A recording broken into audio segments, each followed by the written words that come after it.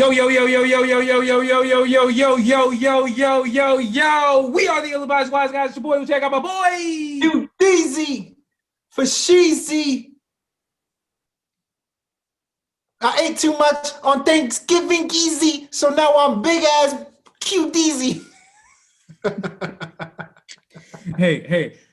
I don't know why you had so many people you could have named that were big, but I see what you did. You didn't want to insult anybody, so you just insulted yourself. I get it. It's the holiday season. Why would I want to insult anybody? That's effed up. Happy Thanksgiving out there to everybody who had a wonderful and gluttonous time. We are all the same, yo. Listen, if you got leftovers, feel free to donate. You know, we're here. We can give you guys the P.O. box. Just make sure it's food that tastes good and yeah, seal it properly. That's all I ask. You know, that's it. You know. Oh, and by the way, I'm lactose intolerant, so it can't be anything that has real milk in it. Just make sure it's almond milk. That's all I ask. That's it. You pre-lactose intolerant. What is that? The hell does that even mean? I don't know. It just sounded cool to say. I don't fucking know. Are you crazy? I don't drink real milk. I drink almond milk. That's what it means. All right. Well, if you say so. Hey. But I will say this. Oh, actually, you know what? Let me ask you. What was on your Wait. This is episode, hold the thought. This is episode 87. 87. For those of you guys wondering, shout out to everybody on YouTube. Shout out to everybody on all of the audio podcasting platforms. We appreciate y'all for subscribing, listening. Now let's get back to the shenanigans. What was your question? Now back to shenanigans. What was on your Thanksgiving plate this year? All right. Well, where can I start? So I had turkey. I had white meat and dark meat. I had macaroni and cheese with the oil that was like sizzling on the top. Bruh, my stomach almost exploded in a good way.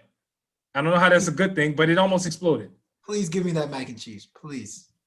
Yes, sir. I'll take 4 boatloads. I had collard greens. What else did I have? I had stuffing, aka dressing for the southern people in the crowd. I had fish.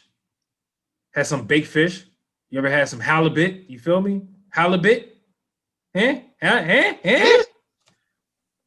What else? What else did I have? I had fish. And then I had like a bunch of sweets, man. There was a bunch of miscellaneous things. I know I'm forgetting some shit, but it was just a lot on my plate, bro. And I had like 3 plates, including cake and pie. Wow. So if you guys see me on the bike trail this weekend, you know what the fuck I'm doing. Listen, I'm working this shit out, man. It's gonna be gone soon. We'll see. What'd you have though? Yeah, I got a busted ass bike, but I can meet you in the bike trail. Remember, I bought a bike, dog. I'm part of the bike club, bro. I forgot about that. I'm part of the bike club. I'm coming out there. It's just that we so far apart. Nah, hell no. Nah, wait up. Nah, hell no. I ride past your neighborhood all the fucking time. Just come outside.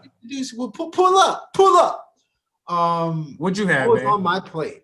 So I had turkey, just like you. I had mac and cheese. I had broccoli salad, which I love broccoli salad. Oh my god.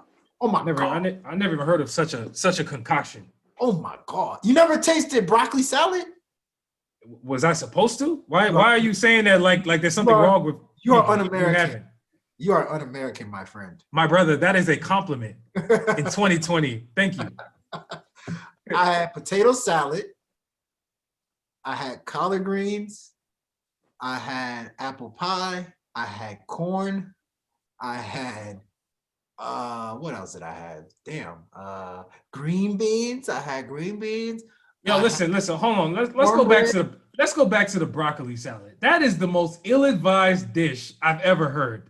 What are you talking about? What is a broccoli salad? What is that? You never had broccoli salad? Clearly not. I'm asking you to explain why anyone would have a salad where the basis of the salad, it seems to be broccoli. Yeah. Is that what you're saying? Oh, you're gonna be your mind's about to be blown. You know what goes into broccoli salad? Broccoli. No, listen. Chinese broccoli. Eh? Listen. No, you're going. It's even crazier. So broccoli salad has broccoli, raisins, sunflower seeds, I'm already gone. I'm out. mayo, Oh hell no. bacon's in there. Like it's legitimately really good. Like it's very, very, very good. Don't think broccoli. Like you're thinking that veggie that your parents told you not to eat. It's different. Now you know what's crazy. Let me really good. I'm gonna be real. I actually love broccoli, but broccoli salad, especially after you just named all the ingredients, to me, I gotta see that and taste that to believe it. Because mayo and mayo and anything throws it off of me. I'm not a fan of mayo. What you talking about? They put mayo in potato salad. What are you talking about? What's your point? What does that have to do with salad? What does that have to do with you are anti-potato salad? I'm calling my shooters. Nah, I'm calling shooters to go to your household. My wolves will be at your door by 10 a.m. tomorrow. Nah, I do like potato salad, but just not smothered in a whole bunch of mayo. Just give me a decent amount, please. I'm very particular about mayo in food. Very particular. You are African. You are so African. Thank you. Gosh. Did you have jell-o? No, I did not. I bet you did though. I did not actually, but I will be getting jell-o. Where was the plantain? Huh? Where is the plantain? Where was the food? Where was the kenken? The fufu? Where is the onubu soup? Did you have some of that too? Did you start Thanksgiving with the breaking of the kola nut? First you take the kola nut. Everybody just take the kola nut, break the kola nut. You break it. No, you break. You said cuss the circuit. Make sure you cut the neck of the turkey, because when you cut the neck of the turkey is very sweet. It's very, very, very, very sweet. Sweet now. With cola nut on the side, and with the peanut butter and the yam, the mash. Yam, that's true. You know the yam. Oh, you make sure you do. Do not forget the yam. Oh, now what? Hey! Praise be to God for Thanksgiving. Anyway, back to regular scheduled programming. Listen, we don't know what the hell y'all had, but hey, if you get inspired, let us know what you guys had for Thanksgiving meal. Just make sure it didn't have a lot of mayo in it, or we can't speak anymore. Just saying. Woo! Other than that, though, man, what you been up to? Chilling, man. Like I feel like this holiday was a very weird one. You don't get to see as many people as you wish, but then at the same time, it was a relaxing one. I finally got some time to relax, kick back. I was in Iowa. The last week. I was in St. Louis the last week. The dirty. It's funny because St. Louis is not even that dirty. So I don't know what Nelly was talking about. Talking about dirty ENT. St. Louis is actually a very nice, clean city. And, there's not that many lunatics on the streets. So where did he get St. Lunatics from? So I was in these great Midwest places and I had myself a blast. That's good. That's good, man. It's nice to get away, especially with family though, man. Like that was your first time in St. Louis though, right? So first time in St. Louis. Nah, that's dope, man. You get a little discovery time, find some new spots, stay away from the crazy people in the Midwest. Hey, the Midwest is where they have people walk to Walmart and 7-Eleven with guns in their hands. You are statist, not racist, statist. Hey, man. Statist comment, because that doesn't happen. At least stay woke. You know good and damn well you saw somebody. If you didn't see it, there was somebody you didn't notice with a firearm in their hand walking around like it's normal. That's what happens in the Midwest. What are you talking about? Perhaps, or probably not. I did do Top Golf. I didn't see any guns there, but I did Top Golf there. No guns. Nice. Yeah, Top Golf was dope.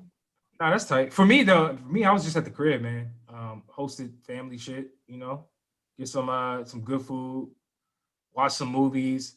I did watch that Kevin Hart special, which I know that's not a topic on our show, but It wasn't that funny though, man. Kevin Hart, that special, you know, the one where did you see it? You know what I'm talking about? I heard about it, but I didn't watch it yet. It's called Don't Give Eh, Two Fucks or Yeah, Two Fucks Not Give. I can't remember the name. yeah.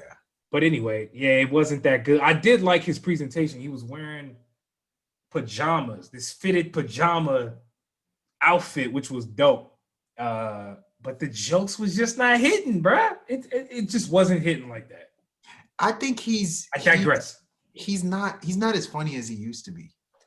Like, Yeah, what is that about, man? I've been trying to figure out like why he is more funny in interviews and in like regular improv type situations versus the stand-up stuff.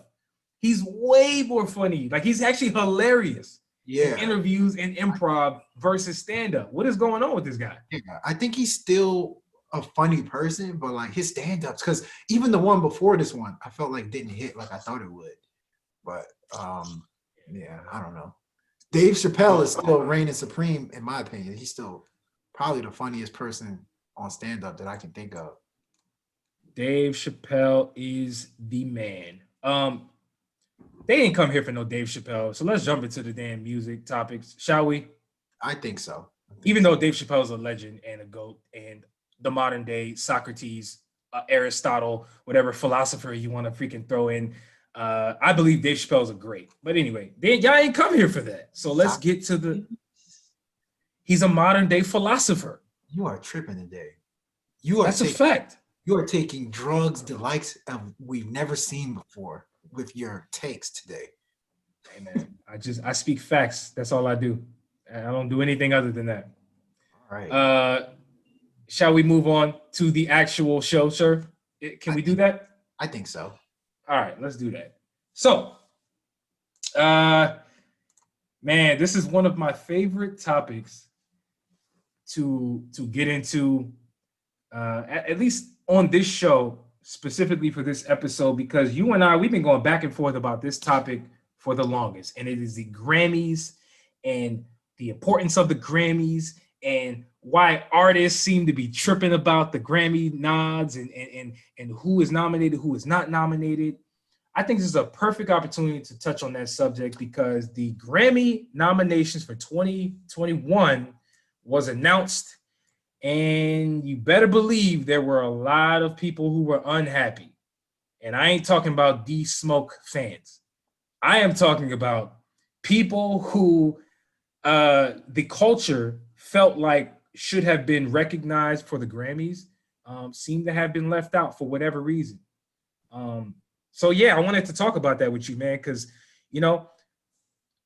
outside of the obvious people, which we'll get into in a little bit, like let's actually talk about why people care about the Grammy so much, like are these artists, and whether or not there can ever be a platform that can be run independently of the Grammys that will ever mean as much or even close to as much as the Grammys seem to do for artists. What's your take on, the Grammys in general, and then also some of the people who you maybe felt should have been on the Grammy nomination list that were not on the Grammy nomination list?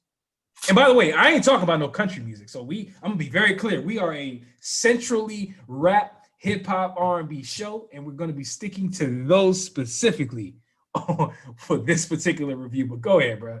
I ain't got time for Beck. We ain't talking about Blake Shelton. I ain't got time for no Beck. I ain't got time for Billie Eilish. Nah, man, I'm cool. What? Okay, so honestly, I think people really started to question the Grammys when they had the nerve to say that Macklemore and Ryan Lewis's that album that they had, I think it's The Heist. Is that what it's called? I believe it was The Heist. The Heist. Might have been the one right after, but I'm pretty sure it was The Heist. Yeah. Let me look that up.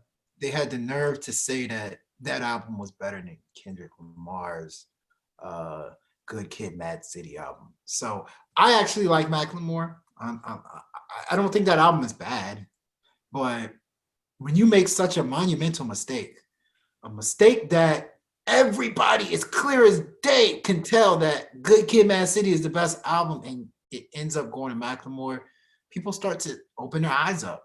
And each year they've made some type of mistake like that. And not colossal like that one, but mistake after mistake after mistake. And now it's gotten to a point where you can't make any more mistakes. You guys we're already on thin ice. So what that tells me, there's a disconnect between the people that are in the Grammy committee and the people that listen to hip hop music on a daily basis.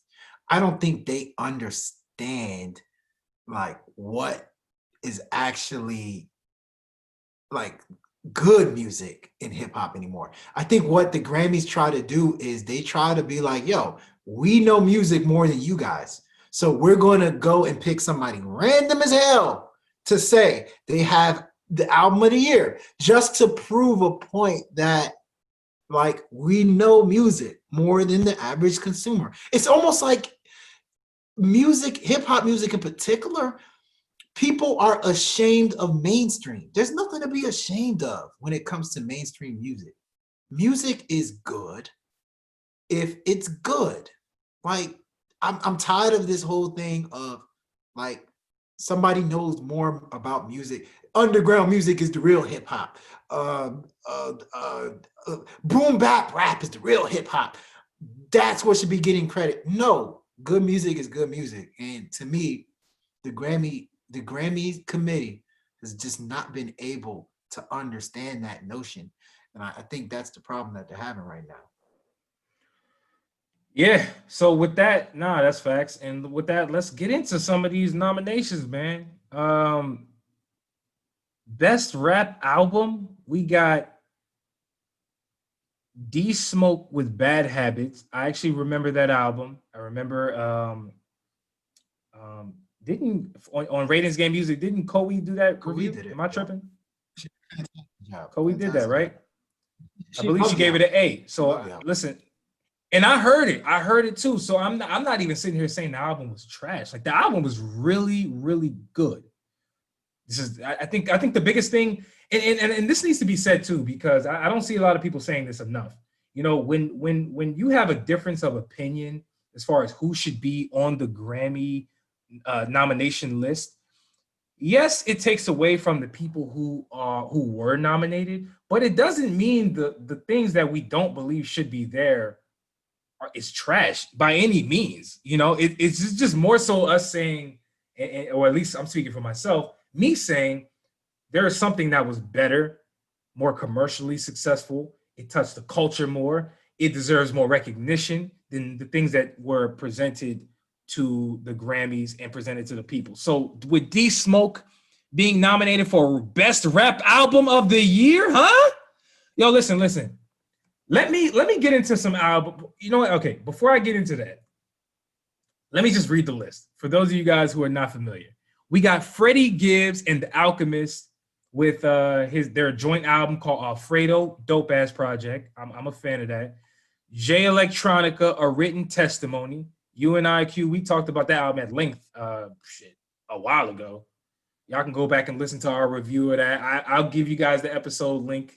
The episode number of which one we talked about that. King's Disease by Nas, and then The Allegory by Royce da 5'9".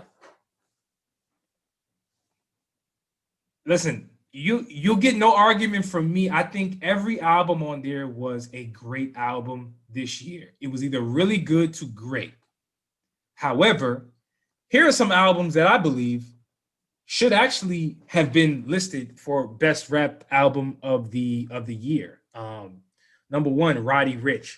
Now, I know what people are gonna say. The Grammy committee. Oh, but we want to put him in melody, progressive rap, whatever the hell you guys call what Roddy Ricch does, because he's not a traditional rapper. If you notice, everybody on that list, with the exception of D Smoke, who is a singer and he even speaks Spanish. Can you believe that? Like he speaks fluent Spanish. Incredible performance he put up on that album. However, I believe the performance that Roddy Ricch did and had on Please Excuse Me for Being Antisocial, number one, was more commercially successful, and it was just better. Like it hit the culture better. How the hell are we going to ignore and act like Roddy Ricch didn't drop an incredible debut album? I digress. That's one. Q, would you agree with that, or you got any? You disagree? We can go down the list. I agree. It was also very successful. Yeah, go ahead. It did really good on the Billboard charts. That means something. Hell yeah. And while Roddy Ricch seemed to have been acknowledged for some of his songs, like The Box, he got a lot of love on the Grammys for that in nominations, which I mean that's no surprise. But I just felt like Pop Smoke, Shoot for the Stars, Aim for the Moon, Lil Uzi Vert, Eternal Atake, Lil Baby, My Turn. Some of those 4 albums to me deserved more recognition, in my opinion, than Bad Habits by D Smoke. And I would even take out A Written Testimony by Jay Electronica. It's not me taking shots at him per se, but I just don't believe the album should be Grammy nominated as best rap album of the year. I think where we have gotten to with the Grammys, it seems like these people on the board seem to have an agenda to want to highlight and prop up people who are traditional hip hop. Remember, you and I, Q, we talked about this last episode and how traditional artists don't really like the success of alternative hip hop and some of the new school guys, right? And I think this is kind of in that vein. You know, it seems like the industry, the powers that be, quote unquote, don't seem to be comfortable with giving credit where credit is due to some of the new school guys. But I just think it's crazy to me how those albums went unnoticed. You say what to that? I agree, 100%. I mean, if you look down the line, every one of those people are lyricists. Like D Smoke's a lyricist, Freddie Gibbs a lyricist, Jay Electronica a lyricist. Like there was no love for that melodic rapper, but then at the end of the day, melodic rap is what's dominating. So it's like I said, it just goes back to the whole like feeling of what do you think real hip hop is? And I get it. Like if you were just trying to nominate one person, okay, I get it. You pick one person, but give some variety. Like hip hop is not one dimensional. If you're going to give 2-3 lyricists an opportunity, give somebody that does melodic rap an opportunity. Like, you know, that's why one of the proudest moments, in my opinion, in Grammy's history was seeing Trap Queen on there, like a couple years back. Like Trap Queen absolutely deserved to be nominated for Grammy. Even though a lot of people are going to say, oh, yeah, that's stupid rap or that's brain dead rap. Like, at the end of the day, it's not about what you want. It's about you noticing as a Grammy committee what's good, what's impactful, what's pretty much revolutionary in terms of hip hop. And to me, those albums are all good. But when you look back in retrospect, they're not revolutionary albums. They're just really good rap albums. You know what I mean? Like it didn't change anything. But if you would have gave Lil Uzi Vert a Grammy or like nominated him for a Grammy, you're recognizing where rap is going. And 10 years from now is going to look better that you actually had that as a nominee. It's going to look better. You can't be looking backwards. You got to be looking forward also. And to me, the Grammys is the highest level of music award. And if you're going to be the highest level of music award, you got to be more responsible than that, in my opinion. Yeah, and to cap this all, because I do want to move on. You know, I want to point out that The Weeknd, who dropped an album which was incredibly well performing this year, called After Hours, was nowhere near the list this year for R&B, for alternative, for anything. He was not mentioned. And Drake, some of your favorite artists, seem to be coming out every single day. And by the way, Drake has won Grammy. So this is not somebody who's never won a Grammy feeling salty. He even went up on the stage and said, yo, this Grammy don't mean anything. Like, it doesn't mean anything. I don't understand why we put too much emphasis on this particular award. However, The Weeknd was snubbed. I think that's egregious. I think it makes no sense. everybody's coming out, man. So I think ultimately, man, we got to figure out, are we still going to support the Grammys? Like, and bigger than that, how have we given this amount of power to the Grammys where they can make the emotions of these artists just get distorted and just taken aback? You know what I'm saying? Like, it seems to be a very emotional hit. I mean, look at somebody like Wale, who's been seemingly in his entire career aiming to get a Grammy. I've heard him in interviews like, yo, man, I want a Grammy, I want a Grammy, I want a Grammy. And he refuses to be acknowledged by the Grammy board. You can argue whether that's right or wrong. But to me, that puts you in the mind of the artist. They seem to want that prize. However, the people who are rewarding them don't get it. Period. They don't get it. Maybe what they need to do is make a new genre like that they recognize. Like rap it's too dynamic to just say rap. Like you need something like maybe melodic rap, maybe I don't know, alternative rap, progressive rap, like we discussed last episode. You got to come up with something else because way too many people are getting snubbed. I get it. I get their way of thinking because if you think about it, like some of these albums are very high quality, I know, but too many people are getting snubbed that actually put out really good bodies of work. But I will say this, just to close out, one last thing. Right. I'm glad they just did not put Eminem as a nominee. I feel like every single time Eminem comes out with an album, they put him as a nominee. Eminem's albums have been horrible. Well, you know why. Put him as a nominee. You know why he's on the nominee list. Come I'm glad they learned because Eminem was eligible to be a nominee. He did not make it with his music to be murdered by. So they're learning a little bit, but they still got a long way to go. We'll call that learning. We're gonna close that topic out. Let's move on, man. If you guys want the full list of Grammy nominees, just go Google it and be upset because it'll probably make you mad. Let's move on. Yo, let's talk about Gucci Mane and Jeezy. Wow. I never thought I would see the day when Gucci Mane and Jeezy would reunite, if you will, and have any type of interaction, especially publicly. Never thought I would see that. But they recently faced off on the Verzuz battle series and win and they duked it out. They went at it. Yo, hey, can we be real for a second? At what point in the battle did you become nervous?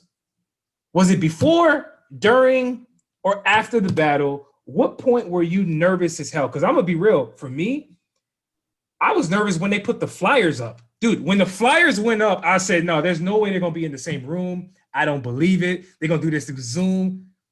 If they're in the same room, it's going to be hella security. I will say the battle exceeded my expectations. 100% exceeded my expectations. Like I was scared as shit. I was scared shitless. I was very nervous, and the nerves did not go away ever. Like while the battle was going on, the nerves still didn't go away. When all the craziness started happening within the battle, my nerves still didn't go away. I was sure somebody was gonna go on the other side and punch each one of each. Somebody was gonna leave that little damn divider that they had and punch somebody. I am glad violence didn't happen. We got enough of that. But I mean, it was dope as hell, man. Like the whole idea behind it, especially given this year, the craziness that's happened this year, we needed that, man. I ain't gonna lie. Thanks. No, but you know what though? I think and we all know, we saw the battle, we heard the songs, we lived those moments. If you're old enough, you remember the times where these two gentlemen was out here lighting the streets up.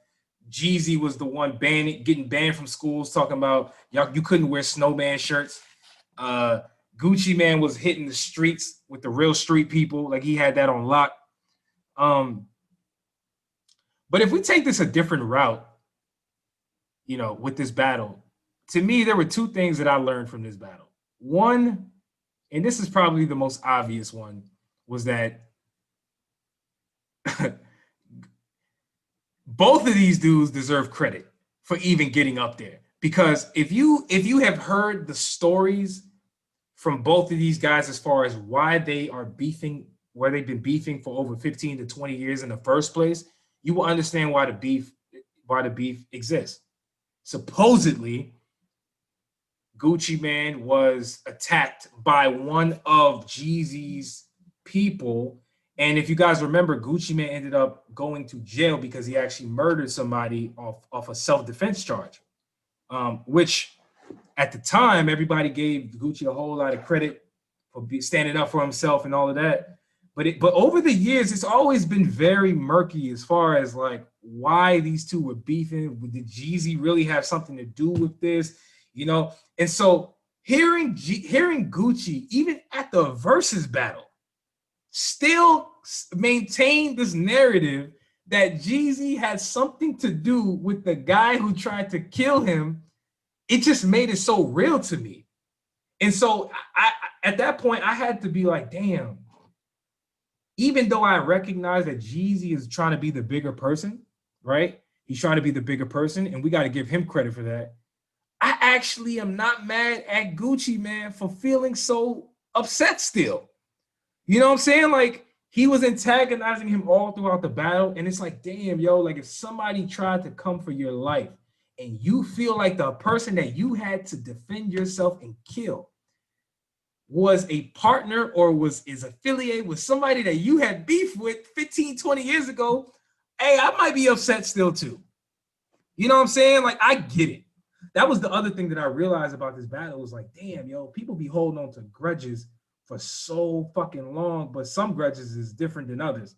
If somebody comes for your life, that's a whole nother type grudge if somebody stole your damn candy back in grade school. I was going to say, like, to me, I had to constantly remind myself just that. Like, when I'm like, yo, Gucci's kind of aggressive. Gucci's being the aggressor. Gucci's being a little more disrespectful than Jeezy's being. And I had to remind myself, like, yo, this dude, you throughout the years have been accusing him of hiring somebody to kill you. Like, to me, I don't think you confront that situation very lightly. Like, this is my one opportunity to kind of, and this, remember, guys, it's a battle, right? And I also think that Gucci Mane, he did that to make sure his homies know, I didn't hold back. Like, this isn't no like buddy thing. This is a battle. I didn't hold back. I didn't let this dude just do whatever he wanted. I actually told him. But even though it was, you know, somebody died in this whole situation, you know, so, you know, the whole part where he was kind of like talking about he buried his homie, I was like, God, like I was actually speechless. There's only been a few times in this year that I've been speechless. I was legit speechless, like when I heard that, and he was talking about, damn, smoked such packs. I was like, yo, bro. But I get it. Yo, when I think the moment you're talking about, at least there were several moments for me, but that one moment, the one that really got me was when Gucci was just going at him, and then it almost felt like Jeezy had enough, and he was just like, dog. He was like, yo, we've been through a whole lot. And he gave a little speech, right? He was like, yo, we've been through a whole lot. He was like, man, it's been 15, 20 years, right? And Gucci corrected, maybe 15 years. It's like, dog, like, why are you they seem to be at odds as whether it was 15 or 20 years. I noticed that. I noticed the small things in the battle. It was almost like that was a pride thing, but whatever. But Jeezy was over here trying to tell Gucci, man, yo, man, it's bigger than me and you. He's like, yo, look at what just happened to King Von. Look at what just happened to Boosie. Look at what, like, somebody shot Boosie. Look at what happened to Mo 3 in Texas. The dude that signed to Boosie got shot and killed.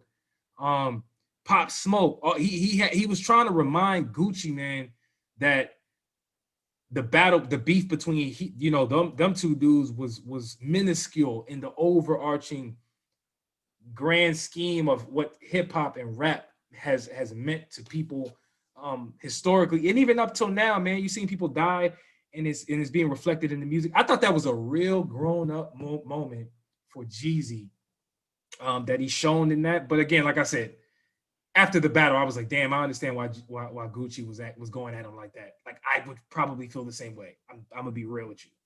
Like, it takes a lot for both of them dudes to even get up there in the first place, and then for them to leave with the So Icy record and do that together. I thought that was big for both of them dudes. You could tell they both were happy. If you just watched it, they just seemed to be enjoying themselves, man. You know what I'm saying? It was like a burden That, was that was a moment. That was a moment. burden was lifted. Because remember, it's one of the weirdest stories in hip hop history, if you really think about it. Like, I remember, I'm old enough to remember, guys, when that song was out and that song was popular. And to think that it was never performed for like the last 15, 20 years until that day. And what makes their story even weirder is they both came out, both brand new artists, both became legends in hip hop, both legends. And they were always at odds, and you always had to pick between the two who you wanted to like roll with. Both legends. And at the time, you don't know. And So Icy came out, you didn't know. Matter of fact, I thought Boo was going to be the legend, the person that was singing the hook. I was like, that's the person that has a future. The person singing, these words inside. What happened to him?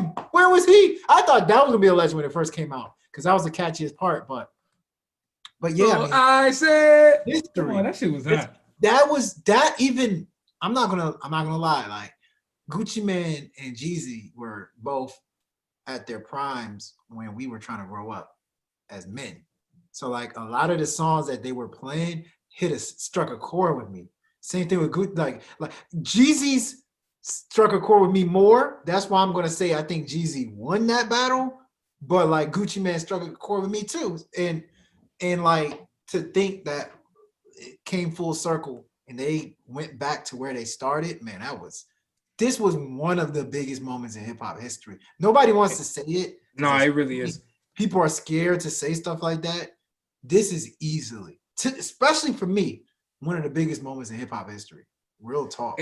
No, that's well said. And I'm gonna be real with you, man. Depending on how you looked at this battle, will determine who you actually believe won the battle. If we judging this straight off of music and musical impact and whose songs hit harder, right? Whose songs were more charting, which ones were more recognizable, I'll be real with you. I'm going Jeezy all day. Like, it's not even close to me. I think he dominated musically, and that's my opinion. But we're not from Atlanta. There's a lot of people who might disagree with that, and that's cool. But if I'm looking at this not through the music lens, and I'm looking at this off of just mano street lens that I don't live, the fact that Gucci Mane was even standing there talking crazy like he was talking to Jeezy, the music didn't even mean it. The music was secondary. Like that was like an add-on to me. You know what I'm saying? So it just depends on how you looked at it, you know, how you viewed who won to me. But again, the Verzuz is supposed to be about music, so I'm going Jeezy easily. Like, I mean, it's about Jeezy won. I thought Jeezy won all around. I thought Jeezy won when it came to music. Jeezy won when it came to bravado. Like he just came in there like, I'm a boss. Like he almost treated Gucci Mane like a peasant. Like, look at this peasant that I'm willing to work with. Not that he is a peasant, or not that he thought that he is a peasant or anything like that. It just seemed like he felt like, I'm the king. Like, come on, man. This is no competition. Like, I'm doing you a favor that I'm doing this Verzuz. That was kind of how Jeezy approached it, in my opinion. I understand. Was dope. Like, that's a great mentality. I thought Gucci Mane won just because, like you said, the fact that he was there, that's a win for Gucci Mane already. Like, the fact that you are willing to, like, battle this dude and be yourself. Yeah. It didn't feel like not a single second did he feel like a sucker to me. Not a single second. I was like, when they had the flyers out and stuff like that, I was like, this is a moment where one of them can look like a sucker. Like, somebody can end up looking like a sucker in this situation. Not a single moment did I think Gucci looked like a sucker. That's a win to me. Yeah. Man, shout out to to me, the Verzuz has had a couple moments this pandemic where I really felt like, damn, they see this is the impact that they can have. That one with Jeezy and Gucci, by far It tops broke the list. records. It actually To broke me, records. the one before that was DMX and Snoop. I swear that shit hit. That was a moment to me. But anyway, you guys let us know what you think about the Always Verzuz. be having moments. DMX cannot go a day without having a moment.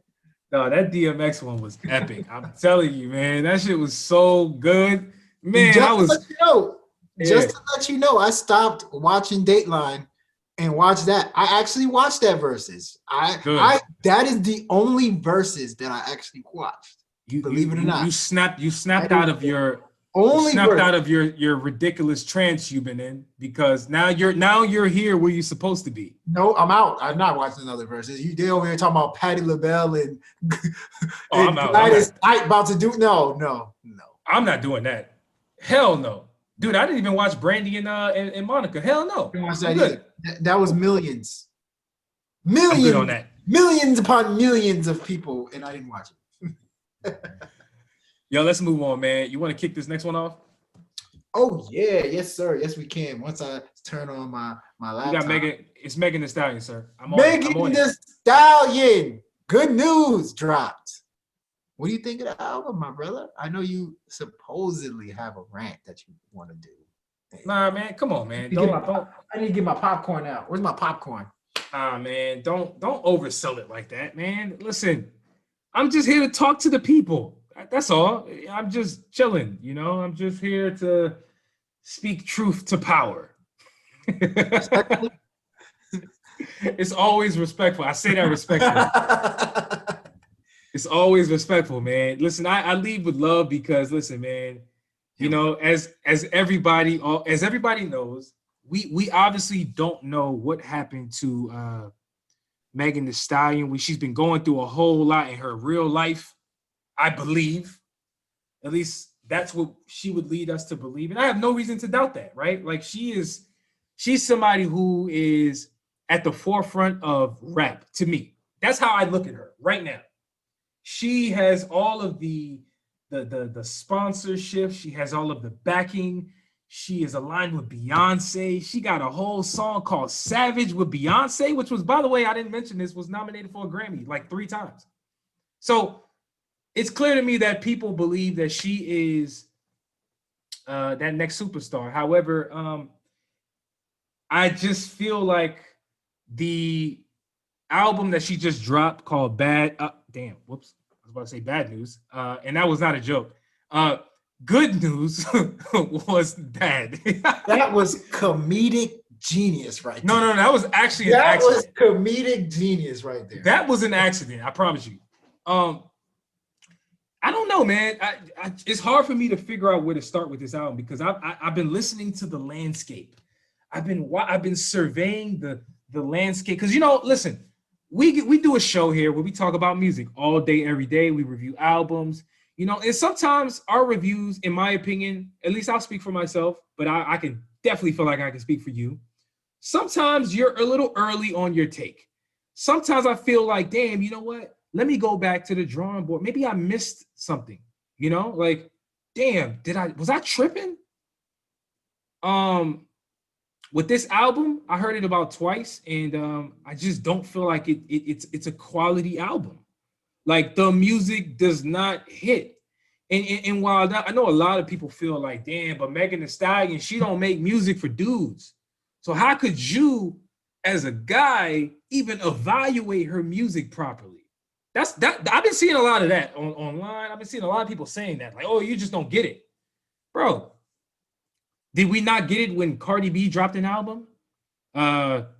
Did we not get it when the City Girls dropped an album? Dude, we came on this podcast, if you guys have been keeping up with us. City Girls dropped City on Lock. And while they are the most ratchet of the ratchet content-wise, in terms of what they talk about, I give it up, man. Like I was quick to be like, yo, man, City Girls did their thing on that album. That was actually a good album to me. Like it was good. For what they do, I would say that's a good album. to me, for what Megan Thee Stallion does, it was not a good album. It lacked originality, it lacked depth. The songs seemed empty. Um, Even a lot of the samples, like even let's talk about the intro, man. Shots fired, where she was going at Tory Lanez, the guy that the industry seems to want to cancel, but can't seem to necessarily get rid of per se. I even think that song was weak. Like it just all around, I just didn't feel like the music was very strong on that album. And let me be clear, I love that. I love the song with SZA called "Freaky Girls." I think that song's pretty good. Um, I love the song with the City Girls on it. I think it's pretty good. I hate the song called "Intercourse" with Pop Smoke. I'm sorry, not Pop Smoke. Popcorn. Um, the album just lacked a lot to me, and so I'm trying to be respectful. But I will just say that this album was bad. It was bad. And if I'm rating this respectfully, I am giving this album no more than an average grade. This album is a C at best. At best. And that's all I gotta say, man. I could say more, but I'm gonna leave it at that, and we can debate back and forth. But I want to know what you gotta say. That was not that bad a rant. That was not as ill advised. I'm trying to be respectful, man. Damn. You come on. This is Damn. wise guys, not respectful wise guys. Go and talk your ish. Okay. Let me say what come on, man, that was way too PG. I know you got more. I'm glad you're egging me on right now. Let's get it, man. Thank you. This album is trash. It's trash. Okay. Well, if I was a weed smoker, I'm smoking Reggie. This album is Reggie. Wow. It's Reggie. This is not this ain't no Kush. This ain't the highest of that. No. This is Reggie. This is that bullshit that people got in the corner when they just want to throw something on. This album is trash. Let's be real, man. And I've been watching people being very delicate because, again, we have to be very delicate because Megan Thee Stallion has been through a lot this year, right? She was shot. She lost a whole bunch of friends behind that situation. We still don't know the real truth behind what really happened. But to me, I'm putting her real life aside from the music, and I'm just judging the music because I don't necessarily know what's true and what's not with everything else. I believe this album is trash. That's my real take. Now go ahead and try to convince me why it's not trash. Okay. All right. Well, let me speak on behalf of, just to piss you off. I know what makes you mad. I know what makes you mad. I'm just gonna make you a little madder, okay? Please. Did you know that this is Megan Thee Stallion's debut album? Number one. I did know how they were marketing it. It's not her debut album. She clearly came out with like 3 projects. That's number one. My bad. Sorry. Those were mixtapes. Sorry. Go ahead. That was number one. That's her debut album. Number 2, this will make you mad for several reasons. I'm looking at her Wikipedia, right?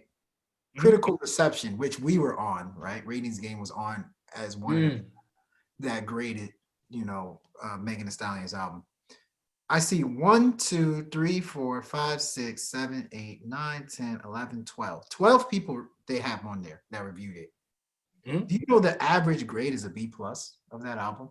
That's foolishness. Nobody gave it lower than a B. Nobody. Out of those 12. Matter of fact, somebody gave it 10 out of 10. I believe the British music site Gigwise gave it 10 out of 10. What they said, what most people were saying was they love how confident she is.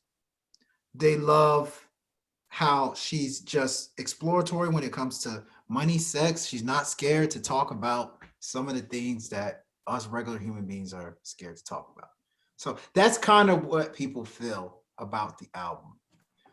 I, for one, personally, which we all do this, right? We all do this. is not my cup of tea. That's We what I'm gotta going to say. We gotta stop that. We gotta Megan stop that. Thee Stallion's That's too music P. is Don't be not my PC. cup of the tea. Don't be PC. See, you're doing what the people are doing when they want to skate out of giving a real review on a project. That's what you're doing. I am one of the people that are not on that list. I gave it a C. They removed me. Sure. I wonder why they removed you. The great you say it's Illuminati, I say it's Meganati. They removed me. They removed us. Ratings game. We're no longer one of those 12. But I gave it a C. It's not my cup of tea. It's not my cup of tea. But the thing is, here's the thing that I didn't hear from you, and I'm gonna need an answer from you. Why? You pointed to, a couple of things, but I didn't really hear why you think it's an average album. I'm going to tell you exactly why I think it's an average album, but I'm going to tell you why I think people think it's a good album. So to me, I just thought that, we talked about Ty Dolla $ign a couple episodes ago, right? Fam, I told you why. You didn't. I told you why. What are you talking about? Give a deep dive. I want to go deep, man. This is Illinois WhatsApp. We go deeper. Yo, let's do it. Musicality, deeper. So let's do it. To me, Megan Thee Stallion's music. We talked about Ty Dolla $ign 2 episodes ago. What I said about Ty Dolla $ign is that he makes gimmicky music, but he's really good at making gimmicky music. I think Megan Thee Stallion makes gimmicky music, but she's not great at making gimmicky music. Like Ty Dolla $ign is a great singer. He has great melodies. Ty Dolla $ign just kind of, understands how to put together a complete record. I think Megan Thee Stallion knows how to make a record hotter. I think Megan Thee Stallion knows how to make a song a lot more provocative, make it sound a lot more explosive. But I'm not exactly sure what I heard. A good chunk of the songs that I heard on the album could be considered like good. Are they gimmicky? Yes. But I wouldn't necessarily say they're complete records. And it could be just because she's just a rapper. She doesn't really sing much. It could be that she kind of sounds the same from song to song. Yeah. But I wouldn't necessarily say it's gimmicky music, because think about it. A lot of the beats were recycled beats from 90s and 2000s. And it's almost like you are told that you're supposed to like this song before you even listen to it, just based off the beat, just based off of how explosive she sounds. I am somebody that listens to songs complete and I dissect it. And what I dissected is just gimmicky music that's average. Gimmicky is not a bad word. Gimmicky just means it's what people want to hear, but then is it good? I don't think it's great. But however, I do think people see the album, the people that see it as good, they probably view just those things, like I said, the confidence, it's great. Her energy is great. Her ability to make a club hit, something that people in the club would like, is great. And then people, I think, really just like her. So when you combine those things together, I understand why you would like the album, because you like her. I don't think it's the music you like. You just like her personality. I don't think that's enough to call something good. So let me I feel you. I feel where you're coming from. I think you still being a little too safe. You're telling me I'm being safe, you're being a little too safe. I feel like you're saying what you kind of saying what you want to say, but you ain't really saying it. So let me go a step further, but I'm gonna be more clear this time. I feel like Megan Thee Stallion is extremely one-dimensional as an artist. And listen, that is not always an insult. Matter of fact, I am actually not even meaning that as an insult. This is just me coming to the conclusion and recognizing, after her putting out multiple bodies of work, I don't care if this is the debut, quote unquote, I listen to the music, I understand she may not make music for me per se, and I get that. I respect that, actually. Listen, that is a real thing. So I acknowledge that, but I take it a step further and say, like I brought up before, um, we don't say that about Cardi B. We don't say that about Nicki Minaj. We don't say that about, we don't even say that about, we didn't even say that about the City Girls when they have the same, if not a little bit even more ratchet content than Megan Thee Stallion some of the time. We evaluated the album because it's music. I understand she's talking about these things that I can't relate to at all. Like she got a song with the City Girls talking about dancing on the tip or do it on the tip. Come on, like, what you want me to do with that song? Like, only thing I can do is wait for a girl, well, my fiance now, to start dancing, and we just start, she start. I'm like, yes, woo, this is that twerking song. Let's get it. I'm sitting up against the wall and we chilling. She's having a good time to the energy of the song. So I get how music cannot necessarily be made for me or guys in general. I get that. I just feel like we don't do that with everybody. We don't use that same excuse with everybody. And it's interesting to me how we are very picky and choosy with who we choose to apply that type of evaluation to. It's interesting to me. Interesting to me. I see when people do it and I see when people don't. And I think, like you said, it has to do with when you like the person. When you like the person, you copping mad please. I just feel like people are copping please right now for Megan Thee Stallion and not necessarily evaluating her music like it should be evaluated, especially because if we talk about how the star that we believe she is and how people look at her as, right? She getting nominated for Grammys, getting all of these different looks over here, writing articles for the New York Times talking about protect Black women, which was a dope article. Has nothing to do with this album, but look at the type of things she's doing. She's a star, right?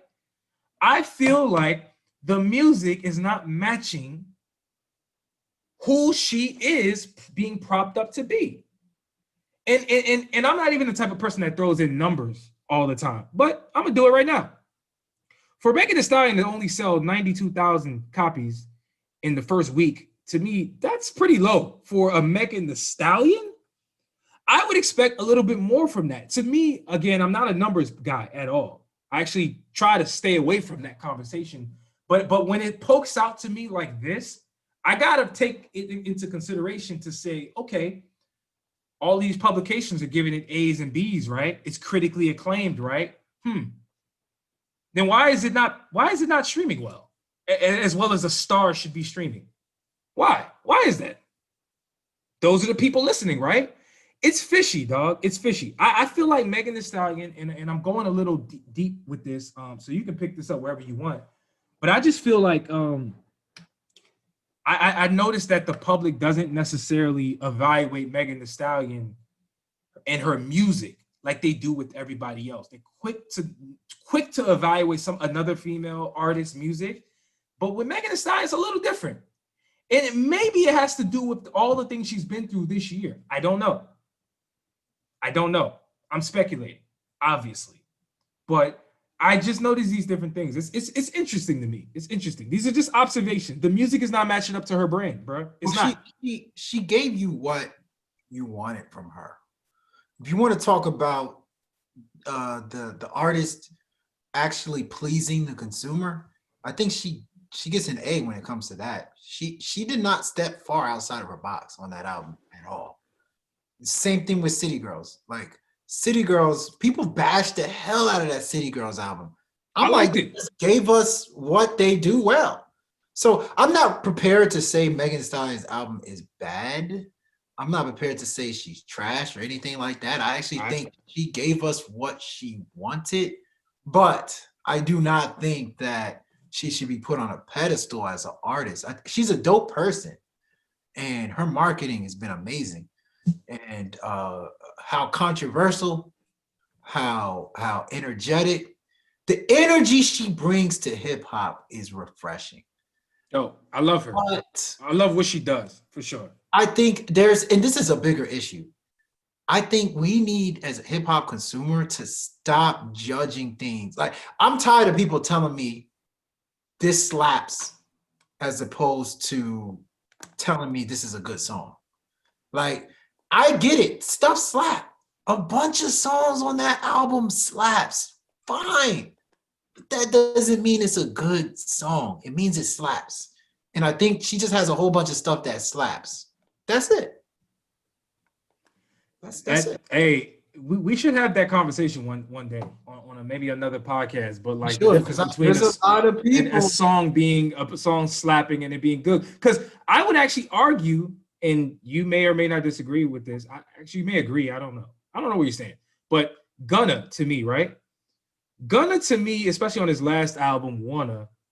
First and foremost, he makes a lot of music that grows on you. Like it's very hard to listen to a Gunna album or even a song and just be blown away, like immediately.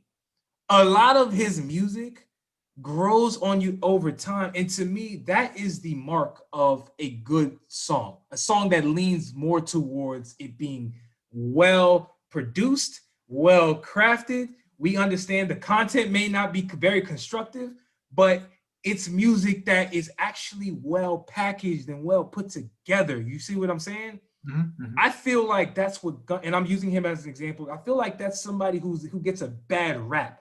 Gunna's music is actually pretty good.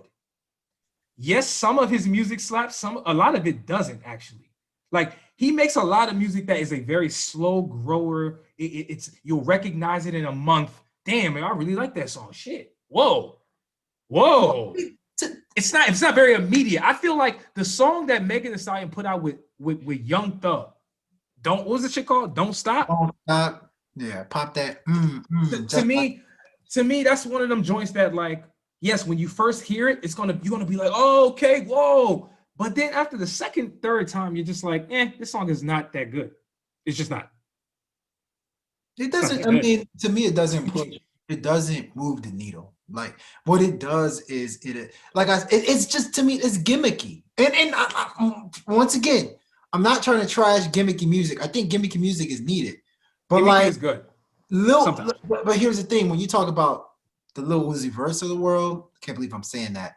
The Gunnas of the world, the Young Thugs of the world, the J. Coles of the world, they are not making gimmicky music. They are making bodies of work that challenge the norm.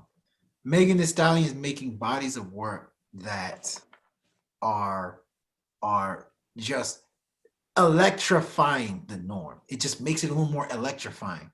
So that's just me, my humbling opinion. Kudos to her. She's been very impressive, very impressive. But listen, man, Huh? Oh, sorry. Go ahead. My bad. I said, obviously, we're not the biggest fans of the album, but I get it. Yeah, it's usually I always end off by saying maybe it'll grow on me. I don't think this will. I don't. But hey, what did I tell you? You got to hear it in the club. Listen to it. Yo, listen, man.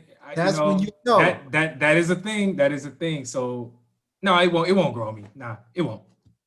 Nope. But yo, shout out to Megan, man. Listen, yes, sir. Respectfully speaking, that's all this is. Yes, sir. Let's move on though, man. That was a good little deep dive on Megan Thee Stallion, but we got other shit to talk about, man. Let's do it. Yes, sir. What happened to skills and interludes is our next topic. Hey, skits, man. What are you doing? Sorry, skits. I can't read, man. This damn mac and cheese done distorted my eyesight. What happened to skits and interludes? This is actually a topic that you came up with. I want to figure out which direction you were going with it. Yeah, so I mean, look, we talked about it a little bit before the show started, right? I saw a recent interview that I read a recent interview that Busta Rhymes did for Hot New Hip Hop, if I'm not mistaken. And he was basically talking about how his new album was long overdue, right? The one that just came out recently that had that Kendrick Lamar feature. It had a whole bunch of other dope music on it. Matter of fact, you reviewed it, didn't you? You liked it, didn't you? I can't remember. It was so-so. It was so-so? Yeah. I didn't make my way through the whole album, but nonetheless. 25 tracks. Yeah, that was crazy. I'm not doing it. especially with Busta Rhymes. I can't. Not in 2020. I'm just being real. Uh, so he brought up an interesting statement slash topic for me where he was talking about how hip hop, the difference between how where hip hop was when he was growing up, right, where he took off as a rapper versus where the game is now, and he, which I think more of the older artists need to do. Like he actually gave a lot of credit to the younger artists and how they are trying to shift the sound of rap and hip hop. Obviously we do a lot of that. We talk a lot about that on this show. And it was interesting to me to hear somebody like Busta Rhymes, who is now an elder statesman in the game, actually acknowledge how, even though he may not understand some of the younger music, that's exactly what they did to Busta Rhymes when he was a kid. They didn't. A lot of the old dudes didn't understand him, but yeah, he made a name for himself. He created an audience. He made history. He did a lot of things in his heyday, and he deserves a lot of credit for that. But why I'm bringing up this topic is because he also mentioned how even not only has the sound of music changed, but even the way albums are structured, even that has changed. You look at the fact that when we talk about hip hop albums, a lot of it consisted of skits. A lot of it consisted of a lot of interludes, traditional intros and outros. Like even the way the album was structured was just so different back then versus where things are today. And you see artists over the years try to be consistent or try to stick true to how things were put together in the past, but not do it quite like it was. I look at people like, and by the way, I'm not just sticking to hip hop per se, but just some of the new school guys. Bryson Tiller, he's somebody who is intent to have interludes. You look at Kendrick Lamar, right? Kendrick Lamar stayed with a goddamn skit. He stayed with a skit infused into an actual song, a consistent theme. Think about any of the rapidy rap dudes that you have loved over the years, whether we talking about Wu-Tang, whether we talking about people within Rockefeller, Dipset, all of these dudes. And again, I'm kind of going back a little bit, and it ain't that far. But just to see how albums have been structured historically versus where they are today, that shit has changed drastically. Now dudes is putting out 25 straight songs and expecting us to have the mental capacity to be engaged throughout a 25 song album. Like that's crazy to me. And to me, it's and while we do it because we review albums, your average person is not listening to a 25 long project. I mean, look at Chris Brown. He dropped two 50 song albums damn near. I think the first one was like 35 songs. The second one was 50. I can't remember, but it was a lot of fucking songs. Your average person is not listening to the album. That to me just it screams of the drastic changes that have happened with just music. So I'm not just keeping this simply with hip hop per se, but I do think it's interesting, even in recent history, some of the albums that we've considered classics were very concise and they told a story. Those were some of the consistent themes that we've noticed over time. When I talk about Kendrick a lot. Matter of fact, you and I, we argued about Kendrick Lamar a lot last episode. And what does he do a lot?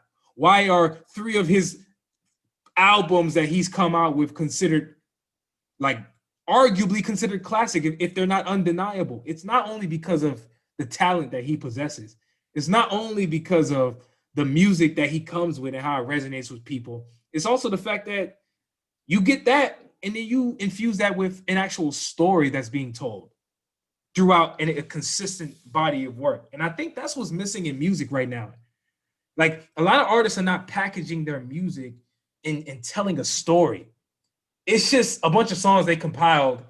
Oh, let me just put that out. I'm calling it an album. Like it lacks that type of touch that music used to have back in the day. That I think if a new artist were to just simply have that type of intention now, still make all them damn songs that you were already gonna do, but A&R a little better. Come up with an actual theme. Put out a skit, maybe put out an interlude, give people and package it in a way that people can really feel like, yo, damn, like that was an experience, I think music would be a lot more, I think, impactful, for real, for real. I really do. I What do you mean, think about that? I'm not gonna lie. When I always skipped skits growing up. Like we had the traditional CDs like Jay-Z, DMX. I always skipped it.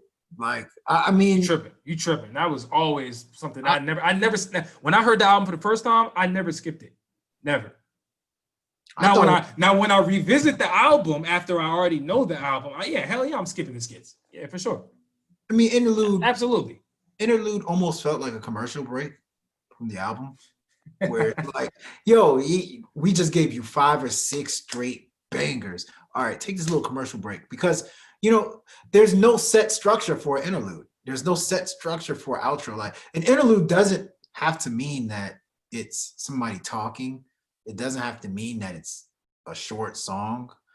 An interlude could be anything that you want it to be. And so, like, in today's day and age, I personally don't think that interludes are super duper necessary just because the way an album flows matters. And um a lot of the albums are a lot shorter. They're about 11, 13 tracks. Putting an interlude there might disrupt the flow of how an album flows. I think that is the reason why there's not that many. But I'm actually okay with no interludes and no skits, no outro. Remember, there was always an intro, interlude, outro. I'm actually okay with that, especially if your heart's not in it. Like it, but however, if it's a album that tells a story, sort of like how Kendrick Lamar's album tells a story, I think it's pretty dope to put an interlude on there. A lot of people are also even putting interludes at the ends of songs, but to me, I don't miss it. It's as strange as that sounds. I don't miss it. You on mute? Yeah, thanks. Yeah, I'm not mad at that, man. And I'm not even actually saying that you should miss it. It's more so me recognizing that look at how much music has changed. And also the creative artists still kind of do it in a way. Look at the album that St. John put out. And we're gonna talk about it in a little bit, right? Yeah, of course he doesn't have a traditional intro. He doesn't have a traditional outro. Doesn't even have a traditional interlude. As a matter of fact, I would argue that if you're really listening to the album, you can actually hear interludes. It's just not called an interlude. Like you can hear breaks in the album, little parts within the way the song starts, the way the song ends. And this is kind of what I'm talking about. So I think artists have switched up the way they're doing it. They switched up the way it's advertised, the way it's packaged. But the great artists are still kind of doing it. Like not all of them, but they're still kind of doing it. It hasn't quite gone away completely. It's just not being called out like it was before. Like I used to hate when artists used to have a song and it was called intro.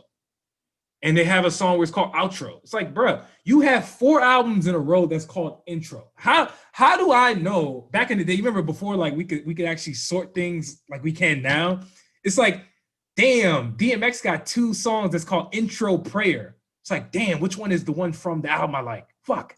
Yeah. Damn it. True. That's true. Kind of annoying, man. It's like dudes have gotten more creative these days, the way they're actually packaging it. Intros and interludes are songs now.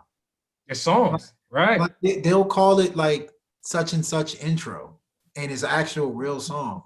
Or they may not even call it an intro at all. But you can an intro just normally has this type of feel to it, where you can feel that it's an actual intro.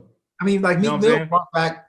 Meek Mill kind of started that, making it super duper popular to have a dope ass intro. It's funny because majority of the albums that I rate, the intro is one of the top 5 songs. Majority of the albums, intro song. So it's I think it's imperative of how your album starts. But like I can't see music going back to the days where the album starts with an intro that somebody's talking, outro where it ends with somebody talk. I can't see that anymore. Like that those days long gone. I don't want that anymore. I think my biggest thing, for real, my biggest thing with these artists, and listen, everybody's different, but I think there's still a place for artists telling stories, bro. I don't give Oh, a fuck. You can be the most trappist dude. Like, dude, think about. Okay, I'll give you a perfect example. You know who tells stories that in the most unorthodox way, but he's still a storyteller and he packages his music well. Young Dolph. You listen to Young Dolph's music, right? Think about when he got shot up, right? Remember when he got shot up in LA years ago? He came out with an album called like 500 Shots or some shit like that. I can't remember the whole name, but he told a story. He actually told a concise story about how he got shot and that the dudes don't want to do anything. Listen, as crazy as that sounds, I don't care what the content is. Just tell a story. It always makes the music better. I'm telling you, it always makes the music better. YG does it too. Just My like YG does it. They all do it. it They makes all, it more of a classic album, in my it opinion. makes it more You have a better, thematic. you have a better opportunity to make a classic album if you have intros, interludes, outro. Look at 21 Savage and Metro Boomin Savage Mode 2. No, I was tight. That was Right? They're attempting to tell a thematic story. Of course, they got one of the best to ever do, if not the best voice that you could possibly get to tell a goddamn story. And they got Morgan Freeman. exactly. That was Like get creative with it. This is what I'm talking about. Like get creative, dog. That was epic. That was epic. And for real, while you know we talked about that album and I didn't think the album was that great. One of the highlights for me was Morgan Freeman being on the goddamn album. Like that should tell you how important like breaks in the album still can be. You can still create a moment where if you do it right, it will actually hit. It'll hit. That's true. That's a good point. That's a good point. So anyway, I've done enough talking on that subject, man. Let's move on. Yes, sir. I'll kick this one to you, man. So let's get into a couple album reviews, man. We teased this a little bit a few minutes ago. St. John dropped a new project, aka Ghetto Lenny. Some of you guys may know him as that. Some of you guys may know him as Rose's Iman Beck. He dropped a new album called While the World Was Burning. Man, what a title. I have a lot to say about this, but I want to hear your thoughts first, man. What'd you think about the album? Thoughts? What'd you think about the album? I didn't even say thoughts. I said think. Why are you throwing that in? I see where your mind is at. No, you said thoughts. You said thought. Oh, but I did.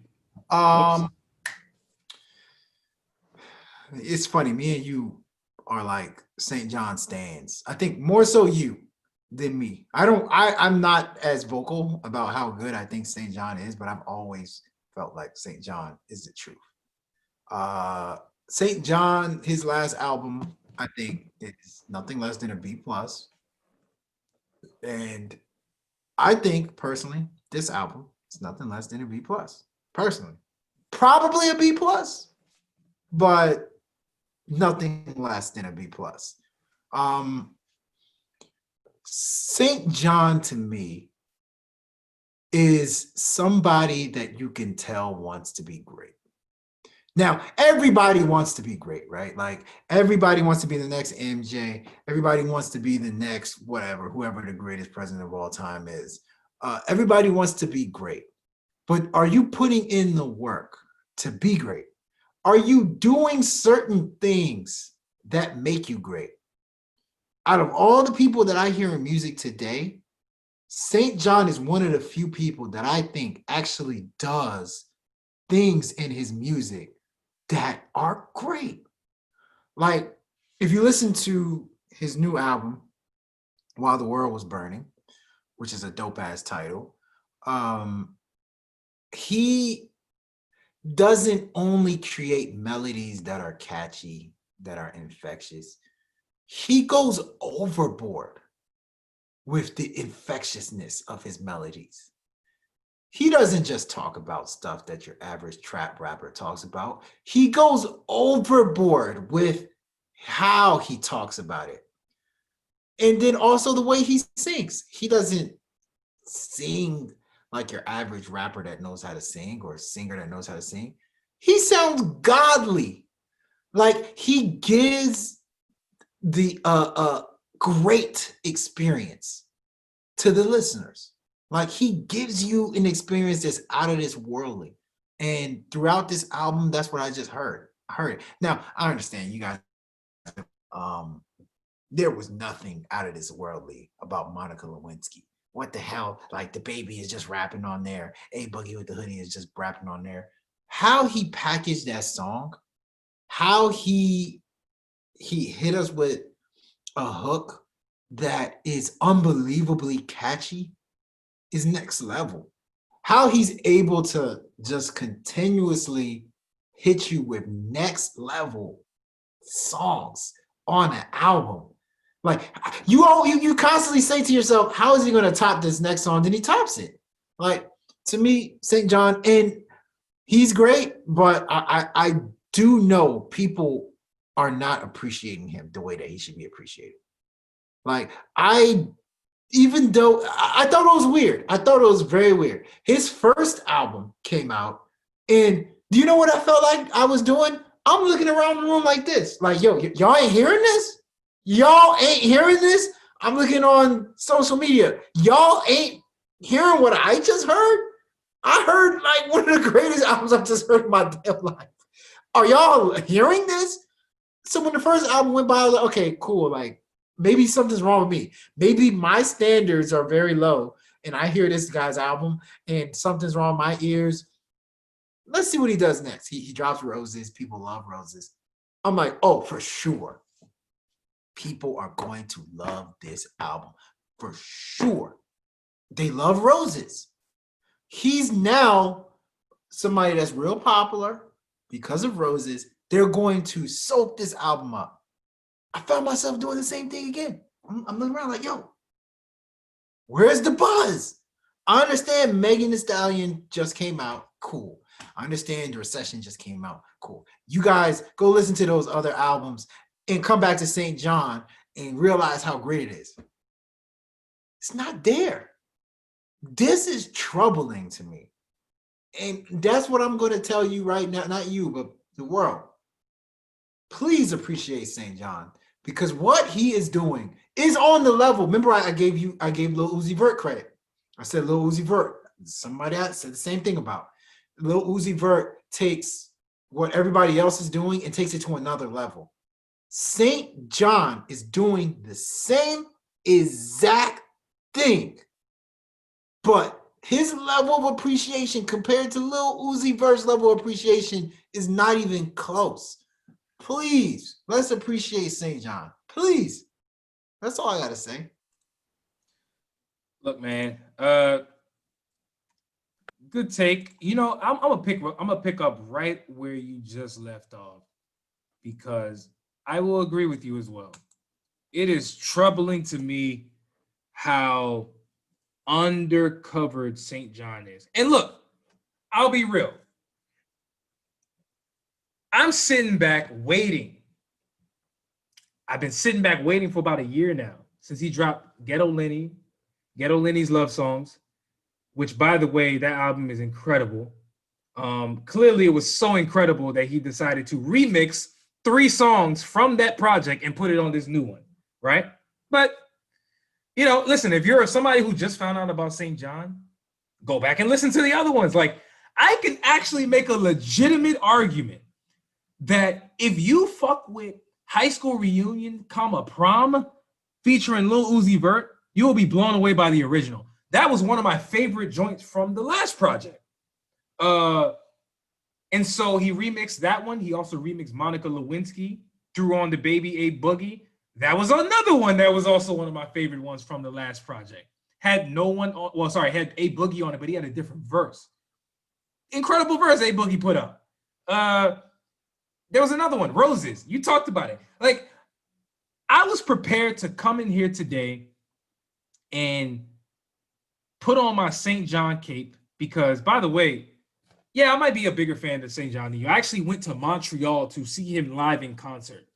Like, I have never been to Montreal, period. And I said to myself, fam, I gotta go to a St. John concert. I looked at his tour. Damn, he just missed DC. Where's his next one around my birthday? Arizona. Nah, I don't feel like going to Arizona. Montreal. Montreal. You know what? Fuck it. I'm going to Montreal. Like, I don't go anywhere to go chase any dude down. And I'm telling you right now, I was prepared to come in here and really like put on a cape for St. John, but I just feel like I have faith in you guys. You guys. That you guys will snap out of your senses and just understand that this dude's music is so next level that you will be regretting that you didn't see it earlier. You know what I'm saying? Like it's crazy to me. I don't know about you, Q, but I'm one of them people that like, you know, when and it sounds like you are, but like when I really like something, I'll go searching around. I want to see what everybody else is talking about, right? Like I want to see what people on Twitter are talking about. I want to see what the YouTube comments under his videos talking about. I want to go look at reaction videos. I want to go see like, yo, are people even talking about this album? What are they saying? And it was alarming to me that this man's music is not even being acknowledged. And I'm like, huh? So it begs a different question to me. Because if you and I are both saying, yo, this music is so next level, why is it that he's not being covered? Is it still too early for St. John? Would you say that? Or do you think it's something bigger? Like, in other words, could it be the Christian approach, the seemingly blasphemous images that he seems to be presenting with his not a cult, you know, the cross? I don't think that has anything to do with it, but I've seen people say that. Like, what do you think that is the reason why he has not ascended to the level in which you and I feel like he actually should be at? I think I will say this. I think St. John's not relatable. He's not a relatable person at all. At all. Even content-wise, I love St. John. I enjoy listening to his music. I can't relate to a single thing he says in his music. But we watch Star Wars, right? We can't relate to Star Wars, and people love Star Wars. We watch all these science fiction stuff and we love it. But I think hip hop has now become a relating game. Like, if you can relate to that artist, their look, whatever, then you get more love. He is, I repeat, when it comes to his look, when it comes to how he moves weird too. When it comes to the melodies, everything he does is like not relatable. Like it's unorthodox. It's unorthodox. I honestly, I love St. John, but I don't think I would want to be his friend. Just the way he moves, like I don't think like we can just get a drink at the bar. Like, to me, he just seems like he almost seems like Batman. Like, he seems like a hip hop Batman, where he just has this darkness to him, this like antisocial. That's crazy you say that. Awkward. He's like a character almost, isn't he? He's like a character. He's like a character, a dark character. Now, that's what the problem is, honestly. Now that's funny you say that, because I as you're saying that, I'm thinking of other people who I believe are characters that people really love. To me, Travis Scott.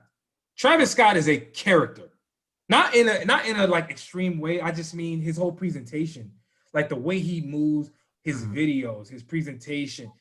You know, it was fitting to me that he put out that album called Rodeo, where he was standing on top of the monster truck and he was like an action figure. That is like a perfect depiction of who I believe, or how I believe people view Travis Scott. They look at him like he's an action hero, like he's an action character. And that's an interesting observation. I never thought about that. St. John is that type as well. But it's interesting to me how Travis Scott is heavily revered and heavily loved, and then you got somebody that's dark and who walks the line of blasphemy with imagery. Is not loved. He's not loved. No, I mean, here's another thing too. Hip hop is always about cosigns, right?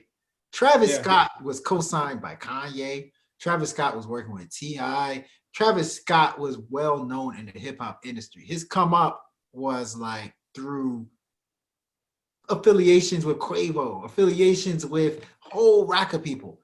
St. John's affiliated to nobody. St. John is just a dude that just does his own thing.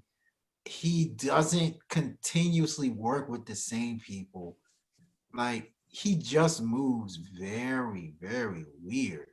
And I think that people, because you know what happens is Travis Scott gets popular because people are like, man, I've been vouching for Travis Scott.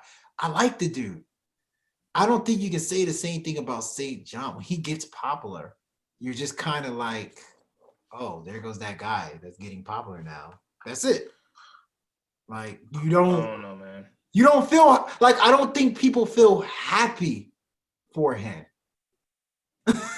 Yeah, I don't know, man. There's something It's missing. Weird. It's very weird. There's something missing. However, again, if we judge in the music, I'm here to say this all day, and I will continue to say it. Musically speaking, St. John is just ahead of a lot of these people. He's ahead. I said He's ahead. And it's not even close for a lot of these dudes. Next level. There's only a few people in the hip hop industry that makes next level music. He is one of the few people that makes next level music. So yeah, please listen to him, please. Hey, we'll see if they do, man. I don't think people care. I think they should care. We will see if he blows up. I believe he's starting to get a little bit of traction. I've been seeing the publicity go a little bit more like aggressive towards promoting him, and I've been like, what the hell? Like, he's on this, he's on that. What the hell? What? Oh shit! So it seems like he's going to ascend. We'll see how big he gets. But again, if we talking about music, this ain't a discussion. He should be St. John. St. John is that dude.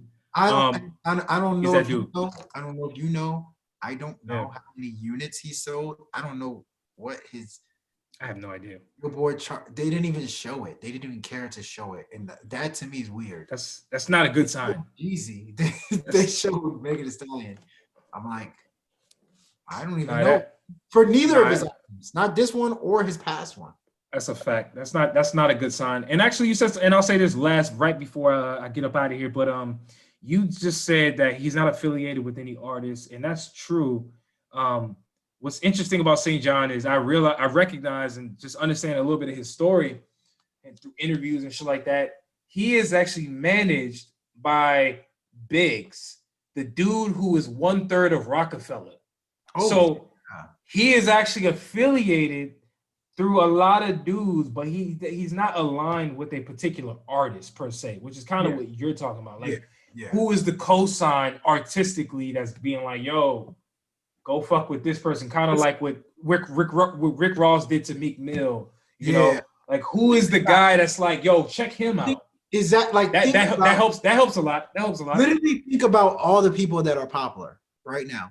Think about all the people that are popular. Like, Young Thug was affiliated with a bunch of people that were co-signing Young Thug.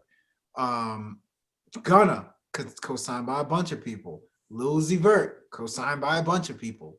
Like, who else? Travis Scott co-signed by a bunch of people. You know, Megan Thee Stallion was co-signed by a few people here and there. Like, it's he don't really got no co-signs, which is interesting.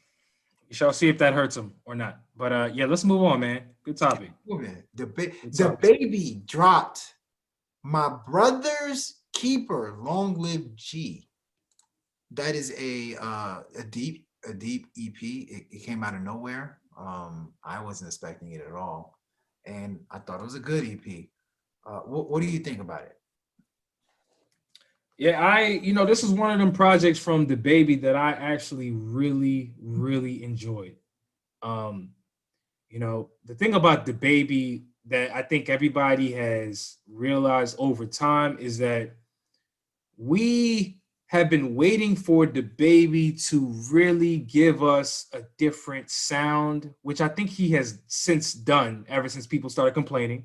You notice how the things that people used to complain about the baby about, you don't hear those rumblings anymore. Oh, the baby keeps rapping the same. Oh, the baby keeps saying that the same flow. And then he came out with Rockstar and everybody shut the fuck up. And then he came out with Blind and everybody shut the fuck up. And then he came out with, what's that other joint called? Practice. Like, there's a lot of songs that he switched up on his last project, which was called, what was the name of that joint? The last album, the actual album. You know what I'm talking about.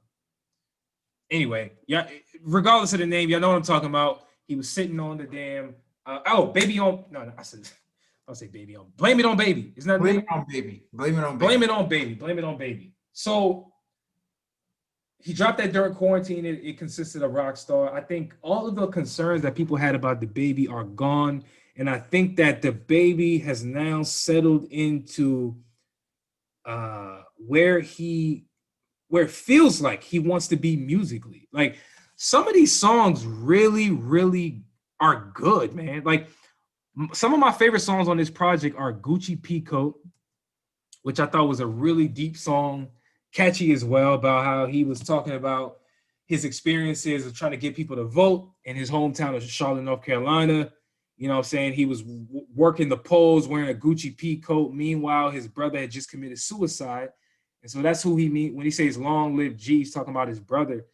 I thought the song it was just so catchy, but the baby finally gave us more than just a verse or more than just one song full of the introspection that I think always is going to set an artist apart from the pack.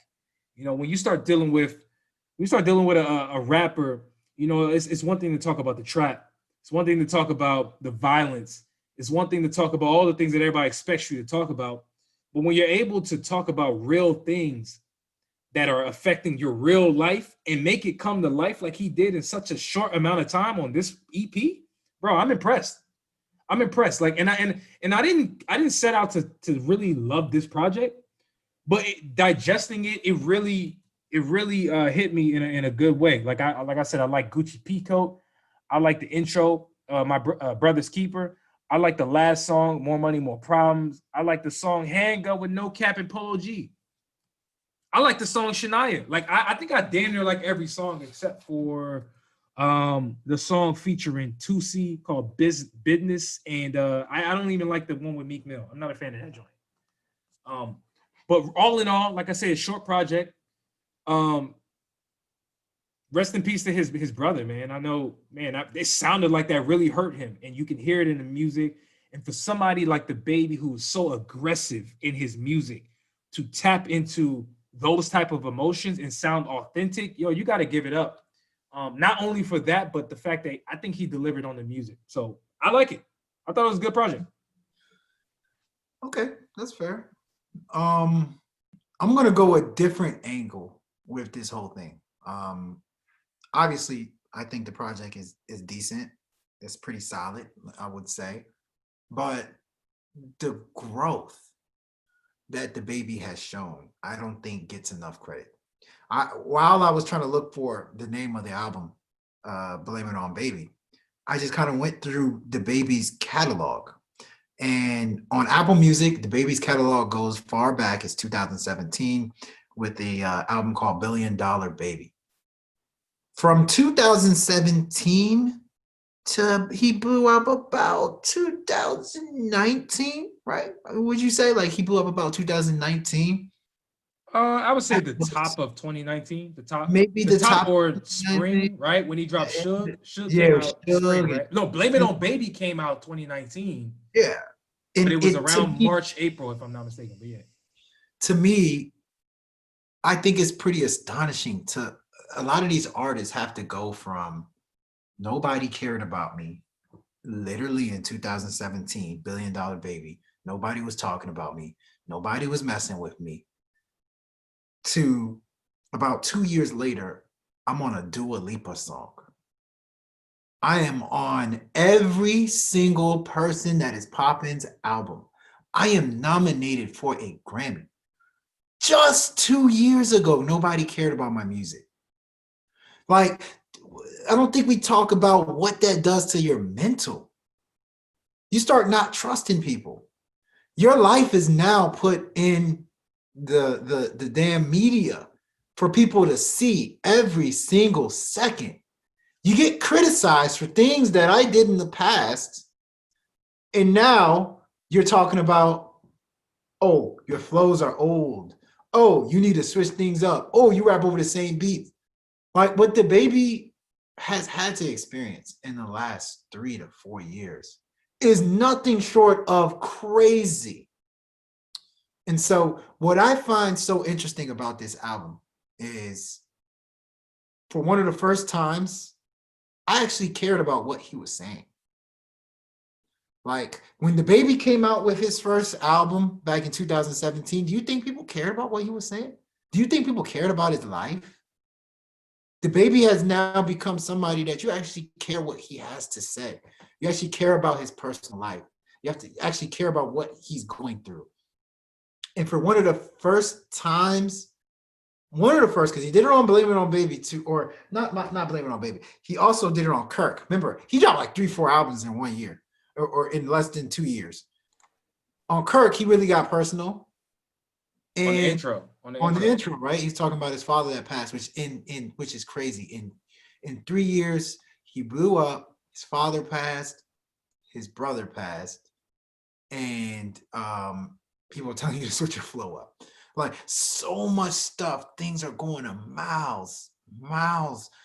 And for him to still put out a body of work that was still continuing to show that he's still trying to grow as a human being, as an artist, and for him to be cared about to this level is astonishing to me.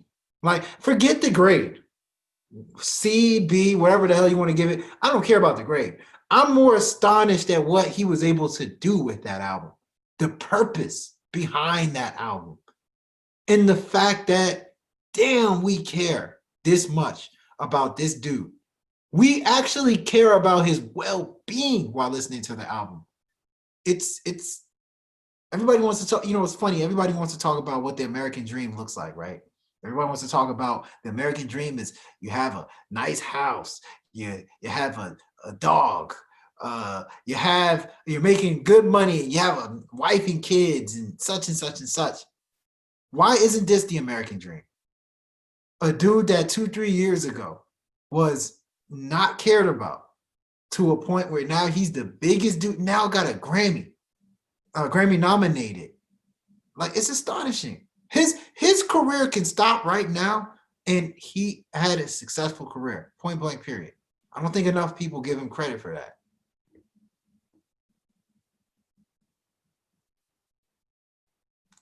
Yeah, that's real. That's real, man.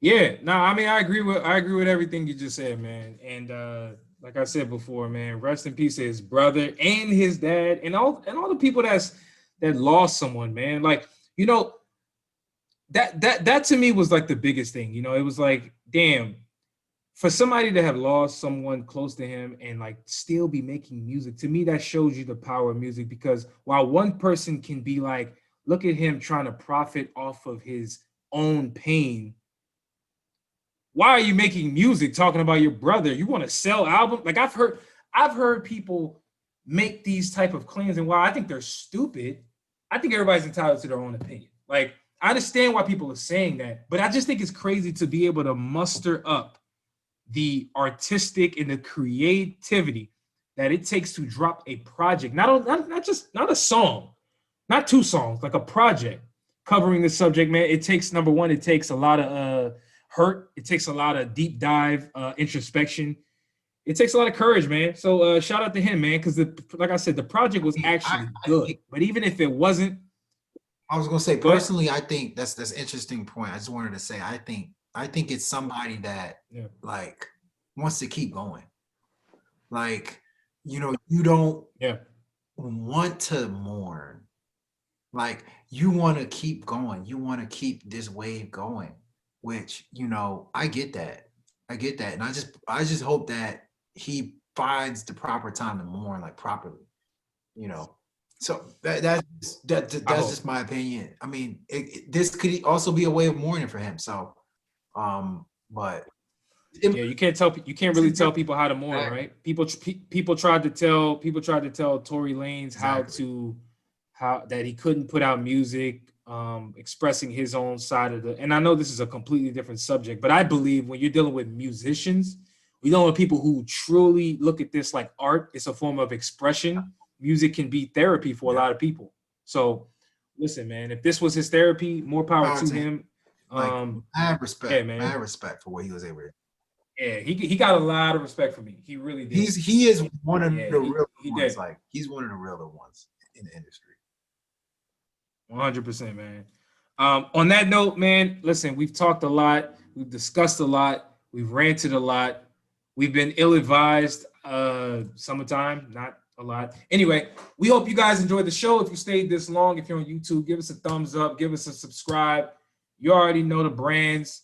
Q, you wearing a shirt, Dream Vision Network, Ratings Game Music, the Ill-Advised Wise Guys podcast is in a eardrum near you, hopefully in yours.